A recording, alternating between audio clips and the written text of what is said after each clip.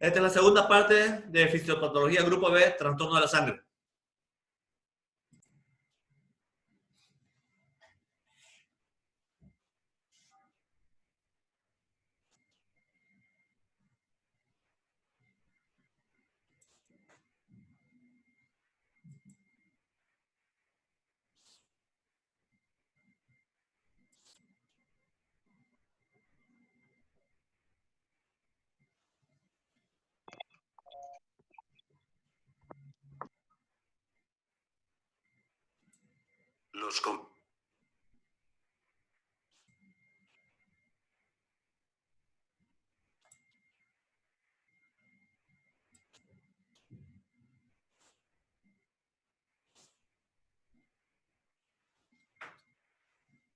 Les voy a mostrar, ¿me escuchan, no?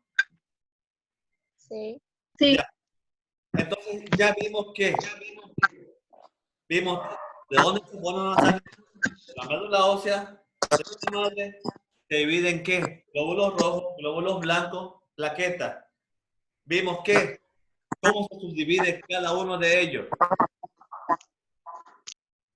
Vimos la cantidad que tiene cada uno de ellos, los valores normales, la vida media que tiene.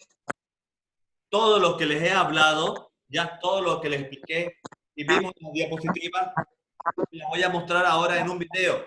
¿Para qué? Que quede todo grabado acá, no se me olvide. Su audio, por favor.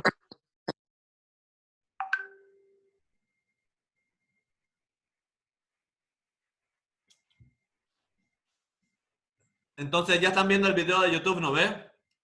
Ya lo compartí. ¿Sí?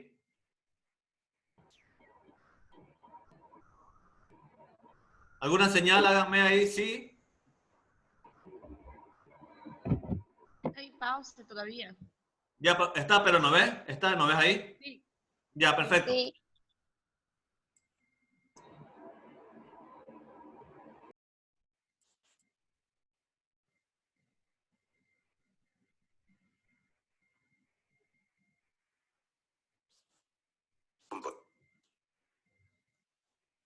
Los componentes de la sangre. La sangre es un tejido conectivo líquido que circula por capilares, venas y arterias de todos los vertebrados. Su color rojo característico es debido a la presencia del pigmento hemoglobínico contenido en los glóbulos rojos. Es un tipo de tejido conjuntivo especializado, con una matriz coloidal líquida y una constitución compleja.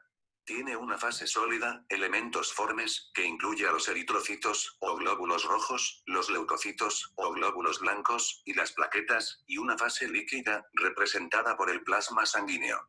Estas fases son también llamadas componentes sanguíneos, los cuales se dividen en componente sérico, que está en fase líquida, y componente celular, que está en fase sólida. Los glóbulos rojos.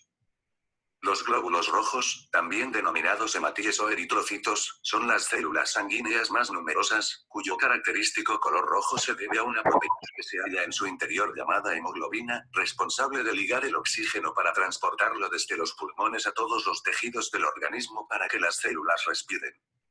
También se encargan de eliminar el dióxido de carbono que se produce por la actividad celular. Los glóbulos rojos se forman en la médula ósea, que se halla dentro de los huesos del esqueleto, desde donde son liberados al torrente sanguíneo. Su déficit, anemia, provoca una carencia de oxígeno en los órganos vitales de los enfermos. En este caso deben administrarse concentrados de hematíes. Glóbulos blancos. Los glóbulos blancos, o leucocitos, se encargan de proteger al organismo contra el ataque de bacterias, virus, hongos y parásitos. Cuando hay una infección aumentan su número para mejorar las defensas. Unos se forman en la médula ósea y otros en el sistema linfático. Los glóbulos blancos están constantemente atentos a cualquier signo de enfermedad. Cuando aparecen los gérmenes utilizan diferentes maneras para atacarlos. Por ejemplo, produciendo anticuerpos protectores que inutilizan a los gérmenes, o rodeando y devorando a la bacteria invasora. Plaquetas. Las plaquetas, o trombocitos, son las células sanguíneas más pequeñas. Intervienen en la coagulación de la sangre, impidiendo las pequeñas hemorragias que se producen habitualmente en las arterias, venas y capilares, además de producir diversas sustancias que ayudan a la cicatrización de las heridas. Se producen en la médula ósea y viven entre 6 y 7 días. Su déficit, trombocitopenia, que es frecuente en enfermedades como la leucemia, o tras algunos tratamientos del cáncer, provoca la aparición de hemorragias graves. El tratamiento prioritario en estos casos es la transfusión de concentrados de plaquetas. Plasma. El plasma es la parte líquida de la sangre. Compuesto fundamentalmente de agua y proteínas, interviene en múltiples procesos metabólicos básicos para el organismo como la coagulación de la sangre, la inmunidad y el transporte de varias sustancias y medicamentos. Entre las sustancias más importantes que transporta el plasma se encuentran las siguientes. La albúmina. Es una proteína que ayuda a mantener el agua del plasma en una proporción equilibrada. Las globulinas.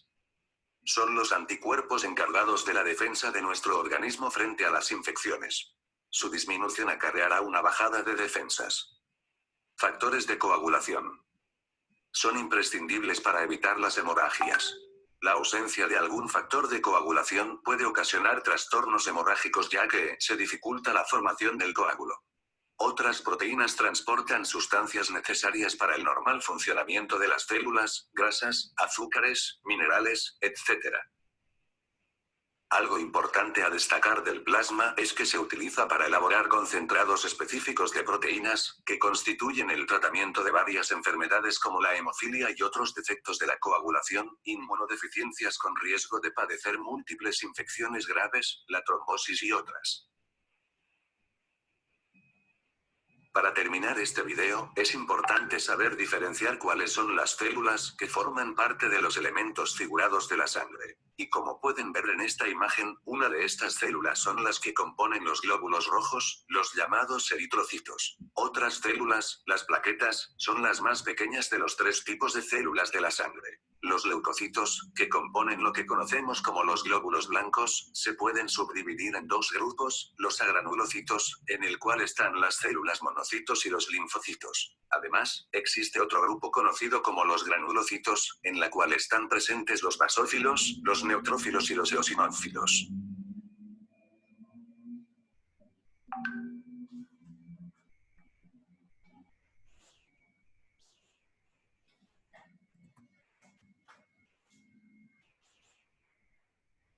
Bueno, entonces, como vieron, todo el video que hemos visto es lo mismo que yo les he explicado. Esta vez ya con dibujitos, con todo, como para que sí entiendan y no se olviden de este tema. Así que tranquilos con la información que les estoy dando, que es todo correlacionado con lo que acaban de ver en el video de YouTube, para que sea más interactuado. Vamos a seguir con el tema entonces, jóvenes. Voy a volver a compartir la diapositiva de PowerPoint.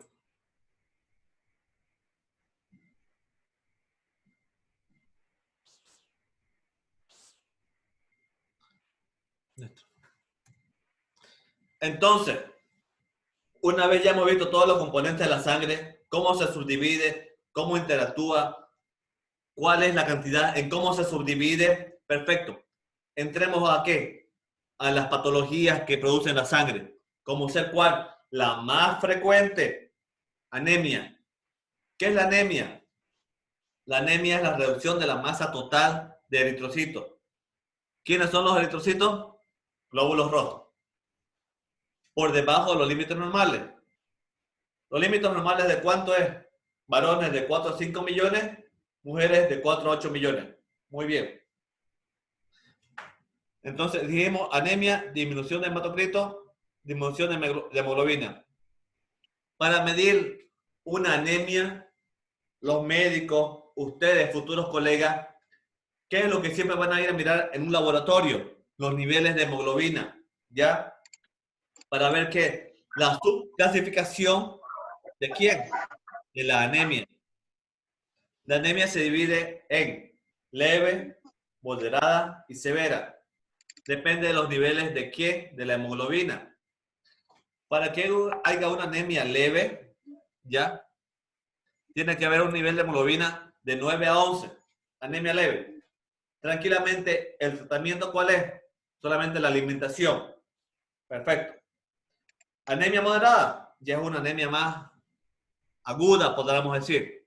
¿Qué tenemos que hacer? Tenemos que darle sulfato ferroso en comprimido, hierro, ácido fólico, inclusive en algunos casos tenemos que inyectar el hierro por vía endovenosa.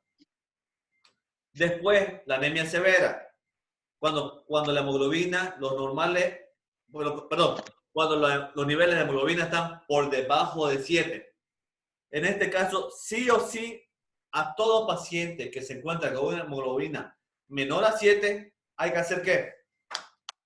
Transfusión sanguínea. Sí o sí. Cuando ustedes están por la calle y se encuentran un amigo, un familiar, hola tío, hola primo, hola Carla, ¿cómo estás? ¿Cómo has estado? Estaba mal. Me internaron, me tuvieron que poner sangre. Automáticamente, ¡pum! A la miércoles. El doctor me dijo que al paciente que le ponen sangre, ¿por qué? Porque tiene una hemoglobina menor a 7. ¿Por causa de qué? De una anemia severa. Entonces ahí, ubíquense, dense cuenta, correlacionen. Acuérdense cuando el doctor Guzmán me dio un ejemplo de que me encuentro con un amigo y le dice que le pasaron sangre. Entonces, si le pasan sangre, ¿por qué? Porque tiene anemia severa. ¿Hemoglobina de cuánto? Menor a 7. Tranquilo. ¿Cuáles son los signos y síntomas que tiene un paciente con anemia? Independiente de la anemia leve, moderada o severa. Independiente. Están pálidos, tienen fatiga, tienen somnolencia, están con sueño cada rato. ¿Por qué? Por la oxigenación. Cefalea, dolor de cabeza, por lo mismo, por la oxigenación. ¿Función de la sangre cuál es? Transportar oxígeno y nutrientes. Otro de los signos que tiene, disnea. ¿Por qué? Porque la sangre transporta oxígeno. Si no hay oxígeno, ¿qué es lo que hace la parte respiratoria? Tratar de compensarlo de otra forma. Sigamos hablando de la anemia. Anemia aguda. Características de una anemia hemolítica. ¿Cuáles son? Hay pérdida de volumen al espacio intravascular. Si esta es masiva, hay un colapso cardiovascular. ¿Qué significa esto? Que puede darle un preinfarto, puede darle un infarto a nivel cardíaco por una pérdida de sangre. Después de este preinfarto, si no se trata a tiempo, ¿qué es lo que viene? Un shock cardiogénico, un shock cardíaco, podemos decir. A lo mismo que el colapso. Si no se lo trata a tiempo, no se hacen las medidas o la resucitación. ¿Qué es lo que pasa? El paciente lamentablemente ovita, o sea, fallece. No es compatible con la vida. El cuadro clínico de cualquier anemia depende de qué? Depende de la velocidad del sangrado o de la hemorragia que tenga, ya sea externa o interna. Pregunta. ¿A quién me toca preguntarle? Aquí ya pregunté. Blanca, ¿cuál es una anemia externa? Un ejemplo de una anemia de un sangrado o una hemorragia externa.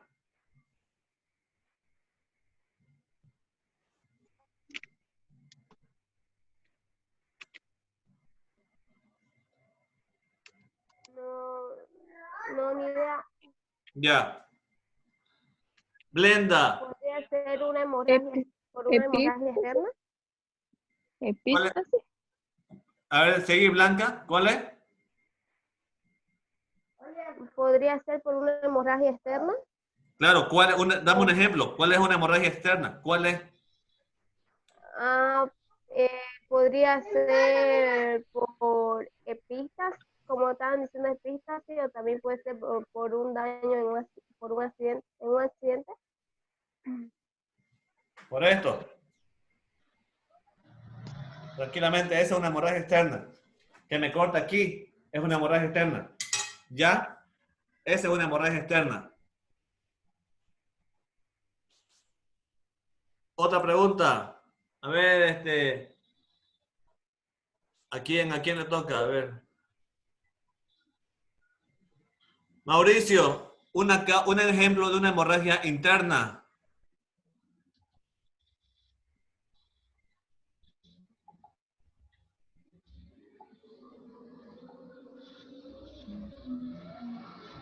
La gastritis, Perfecto. una hemorragia, úlcera. Perfecto, muy bien, muy bien. Excelente respuesta. Entonces, la hemorragia externa es el sangrado que se produce por un trauma, como dijo Blanca, por un accidente y tengamos el sangrado. Perfecto. Esa es la hemorragia externa. O que yo estaba cocinando y me corté. Ese es un sangrado externo. Hemorragia interna, ¿a qué se refiere?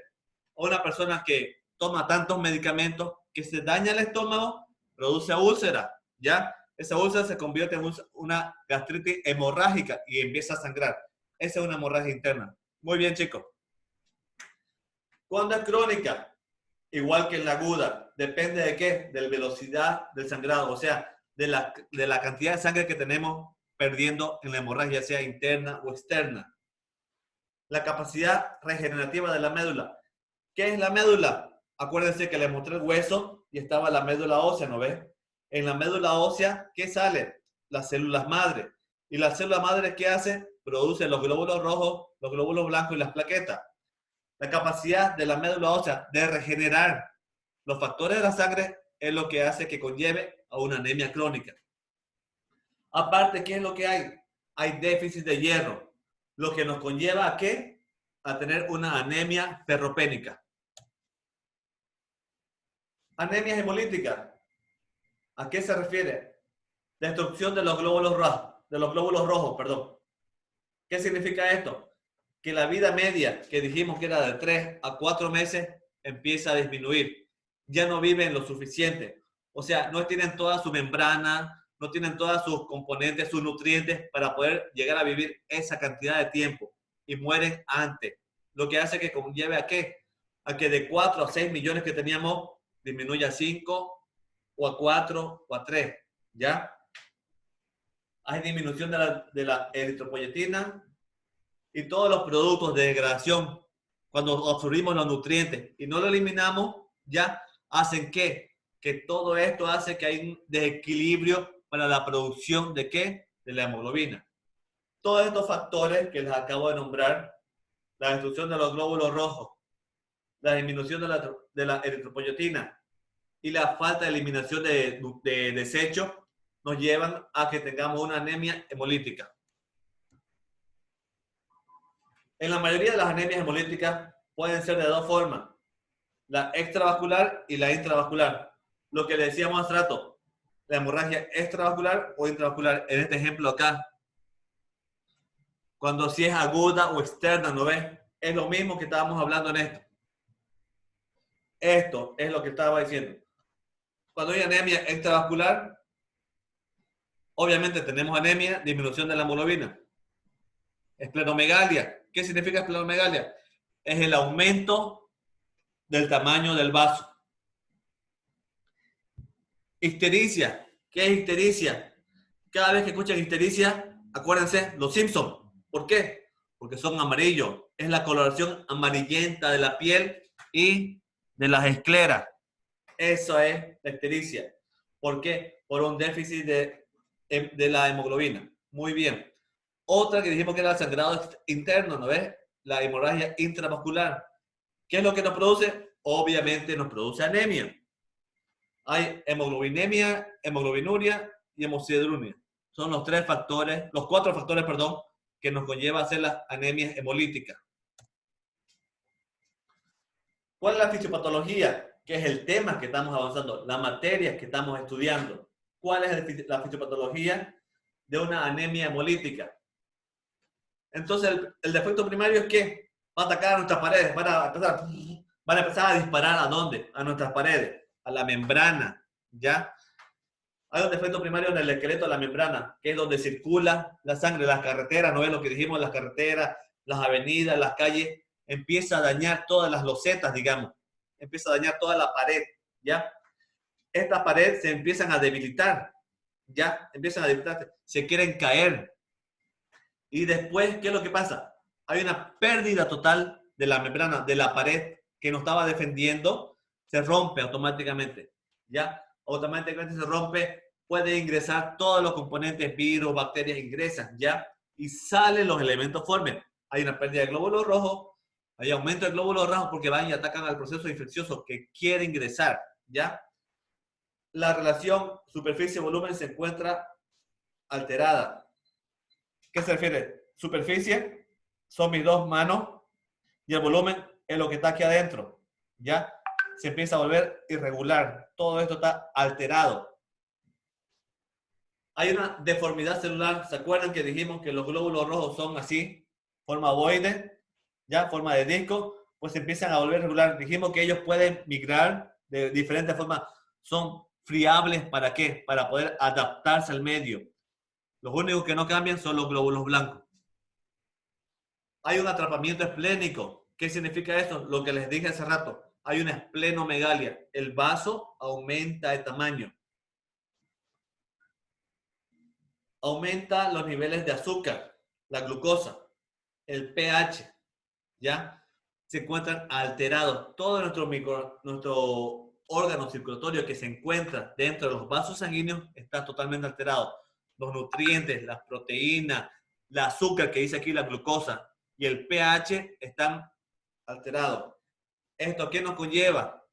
Que hay una fagocitosis, hemólisis extravascular. La fagocitosis, ¿qué era? La destrucción.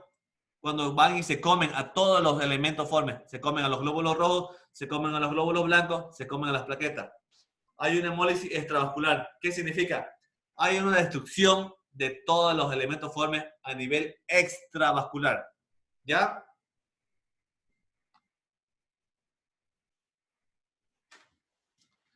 La clínica. Seguimos hablando de la clínica. Volvemos a repetir la clínica. ¿Qué es lo que hay? Obviamente anemia. ¿Por qué? Disminución de la hemoglobina. Esplenomegalia. ¿Aumento de qué? Del tamaño del vaso. Acuérdense. ¿Qué más hay? Hay los Simpson. ¿A qué significa esto? La ictericia. Color amarillento. Muy bien. Tanto de la piel como de la esclera. Se presenta pocas veces tras el parto con ictericia importante. ¿A qué se refiere esto? Las mujeres, cuando van a dar la luz por vía normal, o sea, un parto, sangran bastante por vía vaginal, porque la cabeza del bebé que va a salir es muy grande para trabajar por la vía vaginal y tiene que hacer un corte. ¿Y eso qué lo produce? El sangrado, una anemia. Algunas veces, este sangrado es importante y tiene que hacerle la transfusión sanguínea, ¿ya? Otra patología de la sangre es la anemia hemolítica inmunitaria. ¿A qué se refiere esta? Que los anticuerpos y los antígenos se unen a un glóbulo rojo y ocasionan ¿qué? Una destrucción del mismo. Los anticuerpos y los antígenos siempre salen con los glóbulos blancos. Van acompañados de ella a atacar el proceso infeccioso. Pero aquí, por X motivo, se adherieron ¿a quién? A un eritrocito, a un glóbulo rojo. Y lo empiezan a fagocitar, lo empiezan a destruir, empiezan a matarlo, digamos. Y este glóbulo rojo, que tenía una vida media de 3 a 4 meses, pues lamentablemente va a vivir menos tiempo, 2 meses, va a morirse y va a hacer ¿qué? Una anemia. ¿Por qué no va a atacar a uno? Va a atacar a miles, inclusive a millones. ¿Cuál es la clínica? Si se dan cuenta, la mayoría de las anemias tienen la misma clínica. Todos tienen esplenomegalia. ¿Aumento de quién? Del tamaño del vaso. ¿Dónde se encuentra el vaso, jóvenes? Les pregunto. Hipocondrio izquierdo. Bien. Perfecto. Hay una esplenomegalia. Hay una palidez. Hay una cianosis. ¿Por qué hay cianosis? ¿Qué significa cianosis? Hipocondrio izquierdo. ¿Qué significa cianosis? Falta de irrigación, falta de oxígeno en la extremidad. Perfecto. El color azul que es como los pitufos. Color azulado morado. Exactamente. Entonces aquí otro ejemplo, digamos. Ya hablamos de los Simpsons, que eran histéricos, ¿no ves? Pues aquí, cuando hablamos de cianosis, hablemos de los pitufos, que son azules, ¿ya? En estos tienen que están cianosis distales. La parte de los dedos que se llama cianosis distal están azulados. Todos estos azules, como ven en la imagen de acá, se llama cianosis o fenómeno de Raynaud, ¿ya? Hay hemoglobinuria, que puede ser normal. Hemoglobinuria, destrucción de la hemoglobina, del pigmento que le da la coloración a la sangre. Y esto no es tampoco es compatible con la vida. Anemia megaloblástica, ¿a qué se refiere? A que los glóbulos rojos, los eritrocitos, cuando están en el plasma sanguíneo viajando, dijimos que no ven, absorben nutrientes y transportan oxígeno. Perfecto, muy bien. Pero ¿qué hace esto? Después el material de desecho lo empieza a degradar, a eliminar. En este caso, cuando hay anemias megaloblásticas, lamentablemente no hay eliminan el material de desecho. ¿Y qué es lo que hace? Que el eritrocito que tiene este tamañito de forma de disco empieza a ¿qué? A aumentar de tamaño, como estamos viendo en la imagen de acá. Hay cambios morfológicos del tamaño de los glóbulos rojos. ¿Cuál es la causa de todas estas anemias? Megaloblástica, hemolítica, ferropénica, autoinmunitaria, hemolítica inmunitaria. ¿Cuáles son las causas? ¿Cuál es la etiología? ¿De dónde viene todo esto? Por la ingesta inadecuada. ¿A qué se refiere? Por la comida chatarra que ingerimos. Defectos de su absorción multifactorial. ¿A qué se refiere? Que como comemos pura comida chatarra, no comemos verduras, no comemos frutas, no comemos vegetales, no comemos nada lo que tiene proteínas, vitaminas y minerales. No absorbemos nada de eso. Por ende, ¿qué es lo que pasa? Hace que el cuerpo empieza a requerir más de esto. Como yo le meto solamente papa frita, yuca frita, pollo frito, chicharrón de chancho, pura grasa le meto a mi cuerpo, pues el cuerpo me empieza a pedir, por favor, dame vitamina, dame minerales, dame nutrientes que realmente me hagan efecto para que pueda sobrevivir. ¿Ya? Otra causa de las anemias, ¿cuál es? El uso de fármacos. Como les dije hace rato, las personas que toman muchas tabletas y no se protegen el estómago, es lo que una de sus compañeras dijo cuando hay una hemorragia intravascular. Produce gastritis hemorrágica por destrucción de la mucosa gástrica. Son las causas por las cuales nosotros podemos tener las anemias.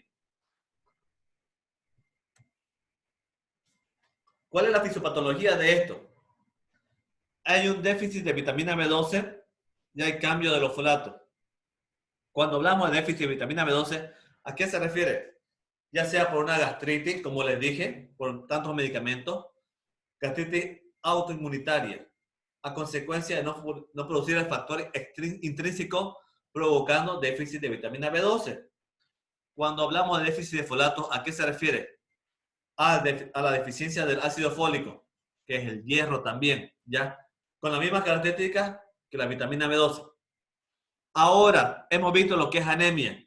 Les voy a pasar el video de YouTube de lo que es las anemias. Se los voy a compartir ahorita.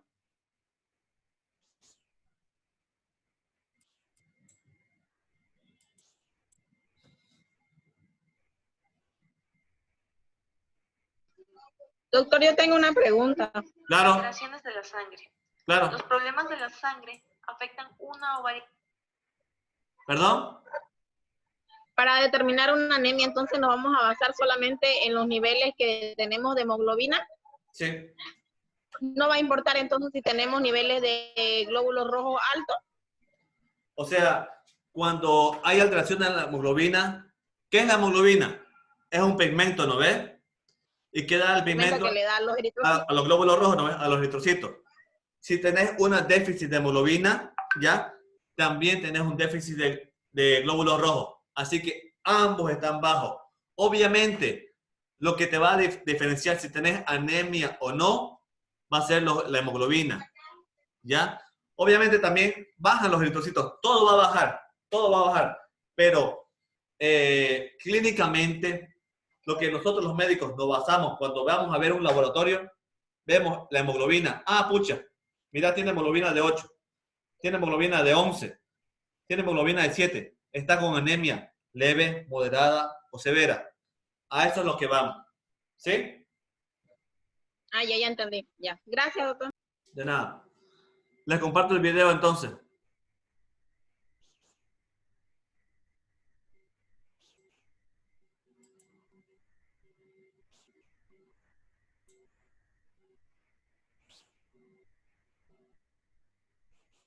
Varias partes de esta e impiden que cumplan sus ¿Pueden ver el video de YouTube? alteraciones de la sangre. ¿Sí? Sí. Ya. Los problemas de la sangre afectan una o varias partes de esta e impiden que cumplan su función. Pueden ser crónicos o agudos. Muchos trastornos sanguíneos son hereditarios. Otras causas pueden ser otras enfermedades, defectos secundarios de algún medicamento y la falta de ciertos nutrientes en la dieta. Algunos tipos de problemas de la sangre son problemas plaquetarios, coagulación excesiva y otros problemas de sangrado que afectan la coagulación. Anemia, que ocurre cuando la sangre no lleva suficiente oxígeno al cuerpo. Cánceres sanguíneos como la leucemia y el mieloma. Desórdenes eosinofílicos, que son problemas con un tipo de glóbulo blanco. Anemia. Es una afección por la cual el cuerpo no tiene suficientes glóbulos rojos sanos. Los glóbulos rojos le suministran el oxígeno a los tejidos corporales. Los diferentes tipos de anemias incluyen anemia por deficiencia de B12, anemia por deficiencia del folato, anemia ferropénica, anemia por enfermedad crónica, anemia hemolítica, anemia aplástica idiopática, anemia megalocítica, anemia perniciosa, anemia trepanocítica y talasemia. Aunque muchas partes del cuerpo ayudan a producir glóbulos rojos, la mayor parte del trabajo se hace en la médula ósea, el tejido blando en el centro de los huesos que ayuda a la formación de las células sanguíneas. Leucemia. Es un tipo de cáncer en la sangre que comienza en la médula ósea, el tejido blando que se encuentra en el centro de los huesos donde se forman las células sanguíneas. El término leucemia significa sangre blanca. Los glóbulos blancos leucocitos son producidos en la médula ósea y el cuerpo los utiliza para combatir infecciones y otras sustancias extrañas. Las leucemias llevan a un aumento incontrolable de la cantidad de glóbulos blancos. Las células cancerosas impiden que se produzcan glóbulos rojos, plaquetas y glóbulos blancos maduros. Entonces se puede presentar síntomas potencialmente mortales a medida que disminuyen las células sanguíneas normales. Las células cancerosas se pueden propagar al torrente sanguíneo y a los ganglios linfáticos. También pueden viajar al cerebro y a la médula espinal y otras partes del cuerpo. Las leucemias se dividen en dos tipos principales: aguda, que progresa rápidamente, y crónica, que progresa más lentamente. Los tipos principales de leucemia son leucemia linfocítica aguda, leucemia mielógena aguda, leucemia linfocítica crónica, leucemia mielógena crónica, leucemia de células pilosas. Linfoma. El linfoma es un cáncer de una parte del sistema inmunitario llamado sistema linfático. Existen muchos tipos de linfoma. Un tipo se denomina enfermedad de Hodgkin. El resto se conoce como linfoma no Hodgkin. Los linfomas no Hodgkin comienzan cuando un tipo de glóbulo blanco llamado célula T o célula B se hacen anormales. Las células se dividen una y otra vez aumentando el número de células anormales. Las células anormales pueden diseminarse a casi todas las demás partes del cuerpo. La mayor parte del tiempo, los médicos no pueden determinar por qué una persona desarrolla un linfoma no Hodgkin.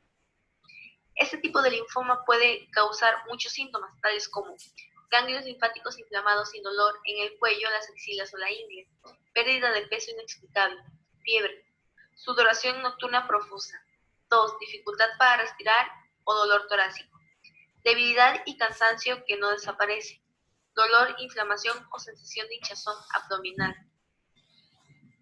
Trastornos hemorrágicos. Los trastornos hemorrágicos son un tipo de afecciones en las cuales hay un problema con el proceso de coagulación sanguínea del cuerpo. Estos trastornos pueden llevar a que se presente sangrado intenso y prolongado después de una lesión. El sangrado también puede iniciarse de manera espontánea.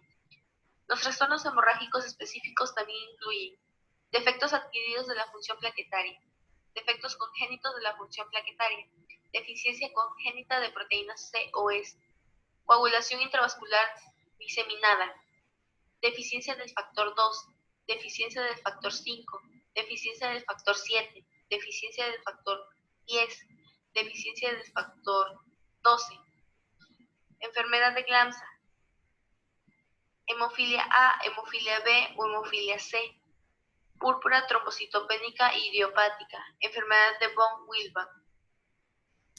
Algunos trastornos hemorrágicos están presentes desde el nacimiento y se transmiten de padres a hijos. Otros se desarrollan por enfermedades como deficiencia de vitamina K y enfermedad hepática grave. Tratamientos como el uso de medicamentos para detener los coágulos de sangre o el uso prolongado de antibióticos. Los trastornos hemorrágicos también pueden resultar del número y funcionamiento de las células sanguíneas que promueven la coagulación de la sangre. Estos trastornos también pueden ser hereditarios o desarrollarse más tarde. Los efectos secundarios de ciertos medicamentos con frecuencia llevan a una forma adquirida.